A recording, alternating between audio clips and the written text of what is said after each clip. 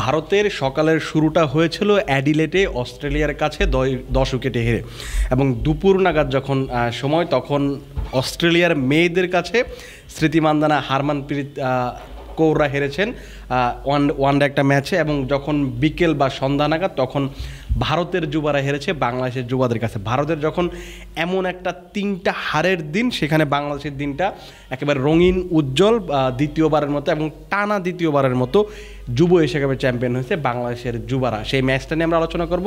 আর ম্যাচটা নিয়ে আলোচনা করার জন্য আমি আপনাদের সঙ্গে আছি মমিনুল ইসলাম, এবং আমার সঙ্গে আছেন আমার সহকর্মী মোহাম্মদ সাদমান। সাদমান, আপনাকে স্বাগতম। ধন্যবাদ। যেটা বলছিলাম যে ভারতের জন্য যেমন দিনটা খুবই দুঃখের বলা ছিল, কারণ একদিনে 3টা ম্যাচ হারা, যদিও ভিন্ন ভিন্ন 3টা দলের, এবং বাংলাদেশের জন্য সেখানে খুবই রঙিন একটা দিন, খুবই মানে আনন্দ উদযাপনের একটা দিন। যদি পুরো ম্যাচটা নিয়ে যাবো, এক কথায় বলেন যে কেমন দেখলেন আজকের ম্যাচ?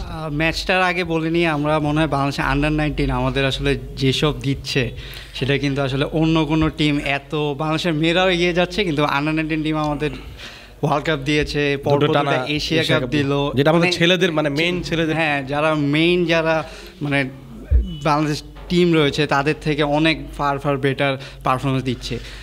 আজকের ম্যাচটা যদি নিয়ে বলি, প্রথমে যেই রান তারা পোস্ট করেছে 198 রান, তা দেখে কিন্তু মনে হয়েছিল যে ইন্ডিয়ার সাথে আজকে আমরা ধরা খেয়ে যাব এবং আমরা ডিফেন্ড করতে পারবো না টাইটেলটা। কিন্তু শেষ পর্যন্ত আমরা 59 রানের কিন্তু বিশাল বড় একটা ব্যবধানে মানে অবশ্যই মানে এইখানে আমরা কিন্তু এই টুর্নামেন্টে বেশি রান এমনিও করতে পারিনি, আমাদের মনে হয় হাইয়েস্ট 228 রান ছিল, সেখানে আজকে 200 পার করতে পারিনি। সেই ক্ষেত্রে আজকে এটা প্রথম থেকে কিন্তু আমরা খুবই হতাশায় পড়ে গিয়েছিলাম যে রান হচ্ছে না। আমাদের মেইন যে আজিজুল হাকিম, তিনি ক্যাপ্টেন, আন্ডার-19 ক্যাপ্টেন, তিনি কিন্তু পুরো টুর্নামেন্ট জুড়ে পারফর্ম করেছেন। তিনি তিনে নামেন একটা ইম্পর্টেন্ট জায়গায় নামে রোল প্লে করেন, সেখানে তিনি 2টা 50 আছে, একটা সেঞ্চুরি রয়েছে, এরকম একটা প্লেয়ার আজকে তিনি 16 রান করে আউট হয়ে গেছে। তখন কিন্তু আমরা খুবই একটা ব্যাকফুটে চলে গিয়েছিলাম। তখন একটা কিন্তু ছবি খুব ভাইরাল হচ্ছিল, মানে তখন কিন্তু ক্যামেরায় দেখাচ্ছিল যে আজিজুল হাকিম তার নিজেই কতটা আসলে হতাশ হচ্ছিলেন। ওই ছবিটা আসলে পুরো বাংলাদেশের ছবি ছিল, কারণ হচ্ছে যে আজিজুল হাকিম তামিমের মধ্যে যখন একজন কেউ আউট হয়ে যাবেন, আপনি জানবেন যে আপনার ব্যাটিং অর্ডারের মূল স্তম্ভটা পড়ে গেছে। তখন বাংলাদেশ ফাইনালের মতো ম্যাচে এরকম উইকেট আপনার হারানোটা কঠিন ব্যাপার। সেখান থেকে কিন্তু শিহাব জেমস এবং রিজান হোসেন, এই দুজন কিন্তু রোলটা প্লে করেছে। যে ভয়টা ছিল যে তামিম যেদিন রান করবেন না, সেদিন আসলে সবচেয়ে বড় টেস্ট যেটা ছিল যে মিডল অর্ডারের জন্য আসলে তারা কেমন করেন। কিন্তু এই টুর্নামেন্টে যদি আমরা দেখি বা বাংলাদেশের প্রথাগতভাবে যদি দেখি, জাতীয় দলের বাইরে আমাদের মিডল অর্ডার তুলনামূলকভাবে ভঙ্গুর। আপনি যদি লাস্ট এই যে বাংলাদেশ এবং আয়ারল্যান্ডের মেয়েদের খেলা দেখেন, সেখানেও কিন্তু বাংলাদেশের মেয়েদের কিন্তু এই একই দশা প্রায় বলা চলে। সো ওই জায়গাটাতে একটা ভয় ছিল, কিন্তু সেই ভয়টা কিন্তু তুলনামূলকভাবে আমার কাছে যেটা আপনি যেটা বললেন যে শিহাব জেমস এবং রিজান হোসেন, তারা সেটা কাটিয়ে উঠতে পেরেছিল। কিন্তু তার পরবর্তীতে কিন্তু ওই ফরিদ হাসান ফয়সালের ইনিংসটা কিন্তু খুবই গুরুত্বপূর্ণ একটা ইনিংস ছিল। অবশ্যই এখানে তার সাথে মারুফ মৃধার সাথে তিনি একটা গুরুত্বপূর্ণ 9 উইকেটে জুটি করেছেন। এইটার জন্যই কিন্তু 200-র কাছাকাছি বাংলাদেশে যেতে পেরেছে। এখন এই যে আপনার এই বয়সে যারা খেলছে, আন্ডার-19 যারা খেলছেন, তারাই কিন্তু দেশের ফিউচার।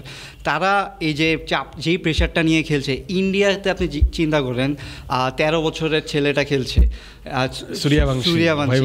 সূর্যবংশী, তিনি কিন্তু এই আন্ডার-19 খেলছেন, তিনি IPL-এর কোটি টাকার প্লেয়ার। তার সাথে যখন আপনি খেলছেন, আপনার কিন্তু অটো একটা প্রেশার চলে আসবে যে ইন্ডিয়ার নেক্সট জেনারেশনের সুপারস্টারের সাথে আপনি খেলছেন। সো এইখানে আসলে জাজ করতে হবে ওভাবেই যে আপনি কোন দলের সাথে খেলছেন। আপনার বয়সের চেয়ে এখানে আপনার অ্যাড্রেনালিন পাওয়ার বেশি, আপনার জোশ বেশি, এইখানে কিন্তু আরও ভুল করার সম্ভাবনা বেশি থাকে। সেই ক্ষেত্রে এইবার এই যে টপ 3 যখন ফেল করেছে, তখন মিডল অর্ডারটা যেভাবে ম্যাচুরিটি নিয়ে খেলেছে, এই খেলাটা যদি মানে আমরা জাতীয় দলের ক্ষেত্রে এই খেলাটা আসলে এক্সপেক্ট করি যে জাতীয় দলে যখন এরকম কলাপস হবে, তখন মিডল অর্ডার বা লোয়ার অর্ডারের কেউ একজন হাল ধরবে, যেখানে তিনি রানটা এগিয়ে নিয়ে যাবে। কিন্তু সেটা কিন্তু অনেক সময় হয় না। এই যে এইরকম ফাইনাল, এরকম চাপের ম্যাচ ইন্ডিয়ার এগেনস্টে খেলছেন আপনি, তখন যখন আপনার টপ 3 আউট হয়ে যাচ্ছে, কিন্তু মিডল অর্ডার ব্যাট করছে বা মিডল অর্ডার হাল ধরেছে, তখন কিন্তু আসলে কনফিডেন্সটা অনেক বেড়ে যায়।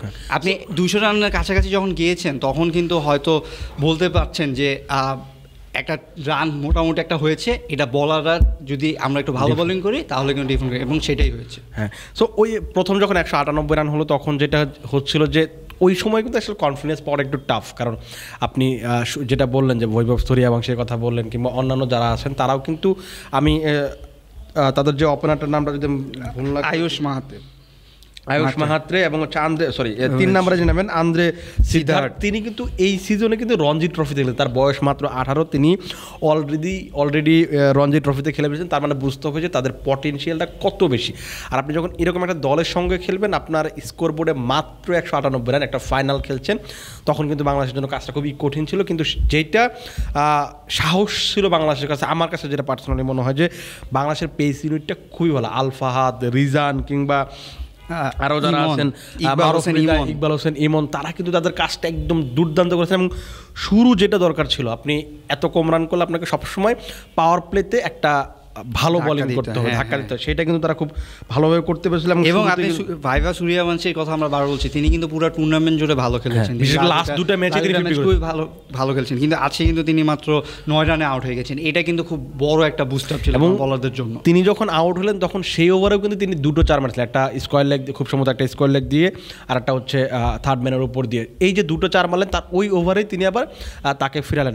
সো আপনার বুঝতে হবে যে তখন কিন্তু তিনি ওই মুডটা ফিরে পাচ্ছিলেন, যে তিনি নর্মালি যে ধরনের মুডে ব্যাটিং করেন। আমি কোনো একটা স্টেডিয়ামে দেখছিলাম যে তিনি লাস্ট ম্যাচে বা তার আগের ম্যাচে তিনি 36 বা 37 বলে তিনি 87 রানে একটা ইনিংস খেলেছেন। তো আপনাকে বুঝতে হবে তার অ্যাটাকিং পাওয়ারটা কত ভালো, আর তার ওই পাওয়ারটা আসছে বলে আসলে আপনাকে এই মাত্র 13 বছর বয়সে একজন ক্রিকেটার কাছে এখানে আপনাকে জিনিস দেখতে হবে যে এই যে প্রেশার কিন্তু তাকে আসলে বয়সের সাথে যে একটা ম্যাচুরিটি আসে, সেই ম্যাচুরিটিটা হয়তো এখনও আসেনি। এই প্রেশারগুলো ফিল করাটা তার উপরে আসলে অনেক চাপের একটা বিষয়। আপনি এত কম বয়সী, এত ধরনের বাজ হচ্ছে আপনাকে নিয়ে আশেপাশে, আইপিএলে আপনি কোটি টাকার প্লেয়ার, আপনি এশিয়া কাপের ট্রফির সামনে দাঁড়িয়ে, তখন আপনার উপরে প্রেশার আসলে সেটা আসলে হ্যান্ডেল করার জন্য ম্যাচিউরিটি একটা দরকার হয়। সেই বয়সটাও এখনও আসলে হওয়া বাকি, কিন্তু এইটা কিন্তু তার জন্যও ভালো। আপনি এই বয়সে যদি ফেল করেন, আপনি সামনে আরও হচ্ছে সাকসেস এনে দিবেন। সেক্ষেত্রে আমি তাকে আসলে কিছুই বলবো না যে এখানে তার ফেল হয়েছে বা কিছু। বাংলাদেশের জন্য খুবই ভালো হয়েছে যে তাকে তাড়াতাড়ি আউট করে দিয়েছে, কারুন এই প্লেয়ারটা যদি দাঁড়িয়ে যেত হয়তো তখন যেটা হচ্ছে যে শুরুতে যে আল ফাহাদ, মারুফ মৃধা, তারা মিলে কিন্তু ওই যে বাংলাদেশকে যে শুরুটার কথা বলছিলাম যে ওই শুরুটা দরকার ছিল, সেই শুরুটা কিন্তু তারা দুজন এনে দিয়েছিলেন। তার পরবর্তীতে কিন্তু মনে হচ্ছিল যে একটু জুটি হয়তো গড়ে ফেলবে, তখন যখন একটা পরিস্থিতি, তখন টানা 3টা উইকেট নিলেন খুব দ্রুত ইকবাল হোসেন ইমন। লাস্ট তিনি খুব সম্ভবত ঢাকা প্রিমিয়ার লিগে তিনি খেলেছিলেন, কোন দলের হয়ে সেটা আমার এখন এই মুহূর্তে মনে নেই। এই টুর্নামেন্টের হায়েস্ট উইকেট টেকার। তারপর ফাহাদ কিন্তু খুব ভালো বোলিং করেছেন পুরো টুর্নামেন্ট জুড়ে, বা বাংলাদেশের সবগুলো বলারই ভালো করছে। তো আমার কাছে যেটা মনে হয় যে ওই যে 3টা উইকেট নিলেন, তখনই মনে হয় ম্যাচের মোমেন্টামটা একটু ঘুরে গেল, কারণ মনে হচ্ছিল যে ভারত ম্যাচটা বের করে ফেলবে। সেখান থেকে আপনি যখন পরপর 2 ওভার বা 3 ওভারের মাঝে যখন 3টা উইকেট নেবে, তখনই মনে হয় যে ম্যাচটা একদম অনেকটাই বাংলাদেশের কাছে। আর আপনি কিন্তু আজিজুল হাকিমের কথাও বলতে হবে, তিনি কিন্তু অলরাউন্ডার রোল প্লে করেন, কিন্তু পুরো টুর্নামেন্টে 3 উইকেট, মানে আজকে ইম্পর্টেন্ট দিনে কিন্তু তিনি 3টা উইকেট নিয়ে গেছেন, যে 3টা উইকেট খুব গুরুত্বপূর্ণ। সেখানে আপনি দেখতে হবে যে ক্যাপ্টেন সামনে লিডিং ফ্রম দ্য ফ্রন্ট, কারণ আপনি ব্যাটিংয়ে পারেননি, কিন্তু বোলিং এসে কিন্তু সেটা পুষিয়ে দিয়েছেন। এখন আসলে একটা কোশ্চেন আসতে পারে আপনাকে, তো আমি বলতে পারি এই যে আমাদের আন্ডার-19 যে ক্যাপ্টেনগুলো রয়েছে, তাদের পটেনশিয়ালের কথা যদি চিন্তা করেন, আকবর আলী রয়েছে যিনি ওয়ার্ল্ড কাপ জিতিয়েছেন, গতবার মাহফুজুর রহমান রাব্বি ছিলেন যিনি এশিয়া কাপ জিতিয়েছেন, এইবার আজিজুল হাকিম, তারা কিন্তু ন্যাশনাল টিমে, মানে আকবর আলীর কথা যদি আমি বলি, আকবর আলী কিন্তু ন্যাশনাল টিমে 2020 সালে তিনি এখনও রাডারে আসতে পারেননি, তিনি এখনও জাতীয় দল খেলতে পারেন। আপনি রাব্বির কথায় অনেকে বলছে সাকিব আল হাসান, নেক্সট সাকিব আল হাসান। আজিজুল হাকিমকে এইবার যিনি যেরকম পারফরমেন্স দিলেন, তাকে নিয়েও অনেক হয়তো কথা হবে।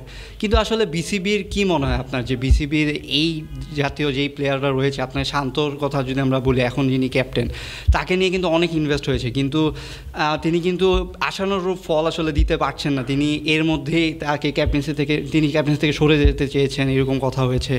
কিন্তু এই যে এই প্লেয়ারগুলো যাদের আসলে ক্রিকেটিং সেন্স এত ভালো, তারা এত, মানে আপনি এজ লেভেলে আপনাকে ট্রফি এনে দিচ্ছে, কিন্তু জাতীয় দলে আসলে তিনি পারফর্ম করতে পারছেন না। আপনার কি মনে হয়, মানে বিসিবিতে এখানে তাদের ভূমিকাটা কী হওয়া উচিত? না, বিসিবি কিন্তু দেখুন, আপনি যখন লাস্ট 2020 সালে যখন বাংলাদেশের যুবারা যখন আকবর আলীর দলটা যখন বিশ্বকাপ জিতলো, তারপর থেকে কিন্তু বিসিবির বেশ কিছু পরিকল্পনা ছিল, এইচপির প্রোগ্রাম, বা এখন কিন্তু লাস্ট কয়েক বছর ধরে এই দলের প্রোগ্রামগুলো হচ্ছে, এখন বাংলা টাইগার্স হচ্ছে, বাংলা টাইগার্স সাথে আবার তাদের সাথে আবার এইচপির একটা দলের অনুশীলন চলছে। বিসিবি কিন্তু ওই চেষ্টাটা করছে, কিন্তু সমস্যা যেটা হচ্ছে সেটা হচ্ছে যে আন্ডার-19 ক্রিকেট আর ইন্টারন্যাশনাল লেভেলের ক্রিকেটটার মধ্যে একটা বড় ফারাক আছে। এখন যে জিনিসটা হচ্ছে যে আপনি যাদেরকে রেডি করছেন, যারা এই যে আজিজুল হক তামিমের কথা বলছেন বা আকবর আলীর কথা বলছেন, মাহফুজুর রাব্বির কথা বলছেন, তারা এখানে পারফর্ম করেছেন, কিন্তু আপনি যে তাদেরকে রেডি করবেন, আপনি কোথায় রেডি করবেন সেটা হচ্ছে যে আপনি হয়তো এনসিএলে খেলাবেন, বিসিএলে খেলাবেন কিংবা ডিপিএলে খেলাবেন। এই টুর্নামেন্টগুলো কি আসলেই আন্তর্জাতিক মানের কিনা সেটা একটা সবচেয়ে বড় প্রশ্ন। কারণ এইখানে যখন রান করে আপনি কিন্তু এই টুর্নামেন্টের রানগুলো দেখেই কিন্তু আপনি জাতীয় দলে ডেকে নেন।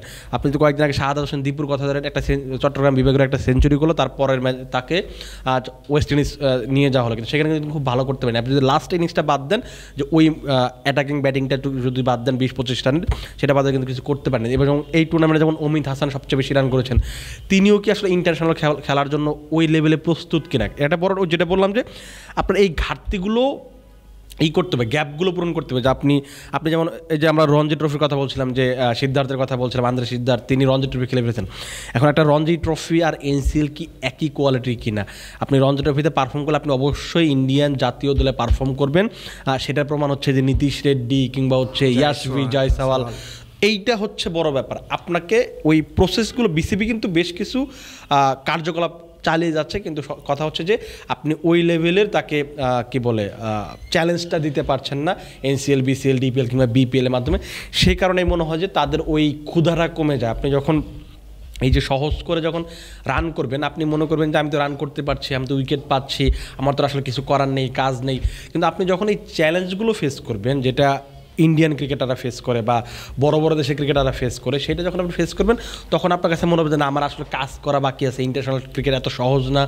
তখন আপনি বুঝতে পারেন। আপনি আরেকটা জিনিস আমি একটু বলি, যেটা হচ্ছে যে আপনি খেয়াল করে দেখবেন বাংলাদেশের ক্রিকেটাররা কিন্তু জাতীয় দলে আসার 4-5 বছর পর পারফর্ম করে। কারণ হচ্ছে ওই যে 4-5 বছর যে আপনার গ্যাপ ছিল, ওই গ্যাপটা তখন পূরণ হয়, সেটা এটাই হয়। এইটা একটা বড় সমস্যা। সেটা যদি আসলে ঠিক না করা যায়, সেখানে আসলে সেটাই যে আকবর আলীকে দেখবেন যে আপনি ঘরোয়া যতগুলো টুর্নামেন্ট সবগুলোতে কিন্তু রান করে এবং ক্যাপ্টেন্সিও দিয়ে থাকে। তার মানে বিসিবি চাচ্ছে যে তিনি নেক্সট ক্যাপ্টেন হোক। আবার তার সাথেই যারা ইন্ডিয়াতে খেলেছে তারা কিন্তু এখন সুপারস্টার হয়ে গেছে। আপনি স্টার্কের সাথে খেলছেন, আপনার তাকে চ্যালেঞ্জ করছেন, এরকম প্লেয়ার হয়ে গিয়েছেন এখন। তাহলে এই যে আমরা ট্রফিগুলো নিয়ে আসছি, আমরা হারাচ্ছি এদের, কিন্তু আলটিমেটলি লং রানে কিন্তু ইন্ডিয়ান প্লেয়াররাই কিন্তু আসলে সুপারস্টার হচ্ছে, বাংলাদেশের প্লেয়াররা কিন্তু হতে পারছে না। আন্ডার-19 বা বয়সভিত্তিক দলটা কেন করা হয় হচ্ছে জাতীয় দলকে ক্রিকেটার সাপ্লাই দেওয়ার জন্য। এখন জিনিসটা হচ্ছে আপনি যদি এই ক্রিকেটারদের সাপ্লাই কীভাবে দেবেন, যদি না এই ক্রিকেটারদের ওই পরিপূর্ণ মানে কম্প্যাক্ট একজন ক্রিকেটার তৈরি করতে না পারেন, তাহলে তো আপনি আসলে সাপ্লাই দিতে পারবেন না। আমরা আসলে ওই যে আন্ডার-9 থেকে জাতীয় দলের মাঝখানে যে একটা পথ আছে, এই পথে আমাদের অনেক বড় ঝামেলা আছে। এই পথটা যতদিন না আপনি সুন্দর করতে পারবেন, ততদিন আপনি আসলে ইন্টারন্যাশনাল ক্রিকেটও এগোতে পারবেন না, একজন ক্রিকেটার ব্যক্তিগতভাবে এগোতে পারবেন না, আপনি পুরো দেশ হিসেবে এগোতে পারবেন। তাহলে মনে হয় জাতীয় দলের থেকে আন্ডার-19-এর এই চ্যাম্পিয়নশিপগুলো আমাদের বেশি সেলিব্রেট করতে হবে। কারণ ন্যাশনাল টিমে আমরা আসলে যেভাবে দেখছি যে আমরা ধুকছি যেভাবে, কিন্তু আন্ডার-19 এত জোশ বা এত বড় বড় টিমকে হারিয়ে যে জিতা, এই জিনিসগুলো কিন্তু মানে সেলিব্রেট করার মতো। এদেরকে আসলে মনে হচ্ছে যেটা বেশি প্রমোট করতে হবে। বা তাছাড়া এখান থেকে কিন্তু আসলে বুস্ট আপ হওয়া উচিত। কারণ আপনি দেখবেন যে আন্ডার-19 যারা আরও ছোটো ছোটো আছে, আফগানিস্তানের কথা চিন্তা করুন, আফগানিস্তানে আন্ডার-19 কিন্তু বাংলাদেশের মধ্যে এত সাফল্য নেই, কিন্তু তারপরে তারা জাতীয় দল অনেক ভালো খেলে। কারণ হচ্ছে তাদের আন্ডার-19 একটা প্লেয়ার আন্ডার-19 খেলার আগে তারা হচ্ছে ইন্টারন্যাশনাল অনেক বড়, মানে ইন্টারন্যাশনাল বলতে অনেক ফ্র্যাঞ্চাইজি লিগে তারা খেলে বেড়ান। আপনি যে মোহাম্মদ গাজানফারের কথা বলেন, তিনি সকালে হচ্ছে জাতীয় দল হয়ে খেলছেন, বিকেলে গিয়ে আবার তিনি লিগ খেলছেন। ওই পটেনশিয়ালটাও আসলে ক্রিকেটারদের মধ্যে দেখাতে হবে।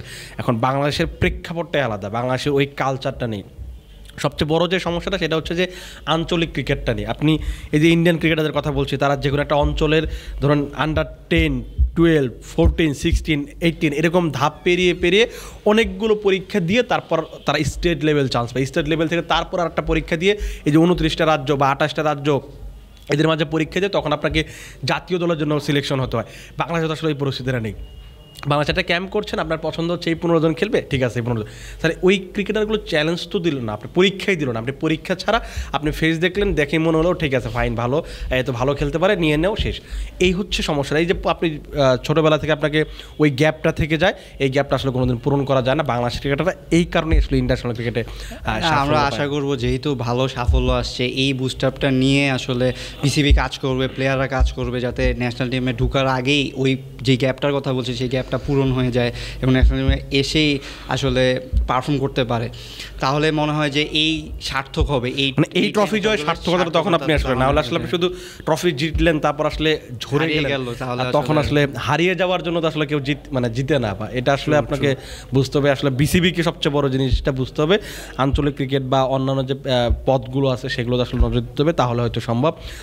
আমাদের জন্য আসলে খুবই একটা খুশির দিন, বাংলাদেশ যেহেতু আজকে যুব এশিয়া কাপ জিতেছে, তারপরে সামনে বিশ্বকাপ আছে বাংলাদেশের জন্য, আমরা আশা করব এই ফর্মটা কন্টিনিউ করবে, বিশ্বকাপ হয়তো আমরা আরও একবার বিশ্বকাপ জেতার স্বপ্ন নিয়ে আমরা বিশ্বকাপ খেলতে যাব। সাদমান, আপনাকে ধন্যবাদ আমাদের সঙ্গে আলোচনা করার জন্য। দর্শক, আমরা সেই স্বপ্ন নিয়ে বাঁচবো, কারণ আমরা স্বপ্ন দেখতে ভালোবাসি, স্বপ্ন নিয়ে একদিন হয়তো এই স্বপ্নগুলো আমাদের পূরণ হবে।